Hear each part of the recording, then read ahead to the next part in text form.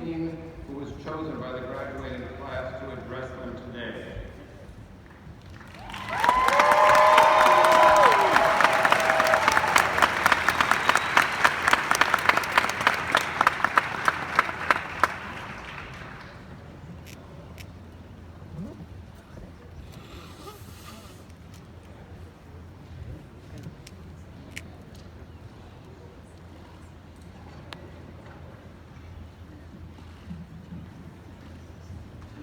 Deans, distinguished alumni, honored guests, graduating students, friends, and family. It's an honor to address you on behalf of the graduating class of 2018. In my previous life, a business owner told me something once that has continued to echo within my mind. He said, "I can't wait to wake up in the morning and address the next set of problems." At the time, I remember thinking, who is this guy? Nobody likes problems. I'm pretty sure I don't remember them celebrating Apollo 13 when Houston has a problem. But then at some point it hit me. Maybe this gentleman was onto something. Instead of dreading them, maybe it's possible to welcome problems. What if you made them your friend? I think his statement elegantly applies to what we do in medicine. In the simplest sense, each patient arrives with a unique set of problems. They're specific, they're intricate. They're not just physiological. They span the realm of psychological, social, economic, and even spiritual. We as clinicians are given the sacred privilege of one by one sorting these problems out. In a way, we've sort of devoted our lives to problems. But hold that thought, I'm gonna come back to this, but I need to take a moment and give my dad a shout out. My father, Dr. Michael Roscoe, is a graduate of Albany Medical College, MD class of 1960, and he's here today with my mom and family.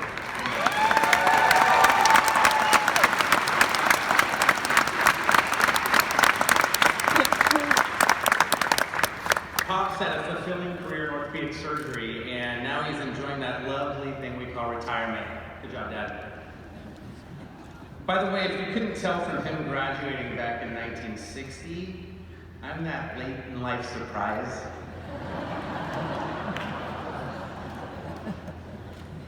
The changes that have occurred in medicine since 1960 are almost inconceivable. To give you some perspective, in 1960, the double helix shape of DNA had been discovered a mere 7 years before. In 2018, and I swear I wrote this before I even realized we were having a CRISPR legend himself here today, we're using CRISPR, a genetic engineering tool, to edit the base pairs of single genes. Using CRISPR, scientists have edited out the Huntington disease in mice, completely extracted HIV in several animal models, and removed a gene for a deadly disease called hypertrophic cardiomyopathy in a human embryo. In 1960, neither the CT scanner nor the MRI had been invented. Those would arrive later in the 70s. Medical imaging was drastically reduced to two-dimensional X-rays and low-resolution ultrasound. Can you imagine this generation who freaks out at blurry Snapchat pictures dealing with that? In 2018, using PET scans, we can add tracers to specific molecules and get a 3D image of what's happening inside the body at the molecular level. In 1960, my father had a graduating class of 55 medical students, all white men except for one African-American male and 4 white women. In 2018, Albany Med has classes of 150 students, medical students, with exceptionally diverse backgrounds and a 50-50 balance of men and women represented. This is great to me.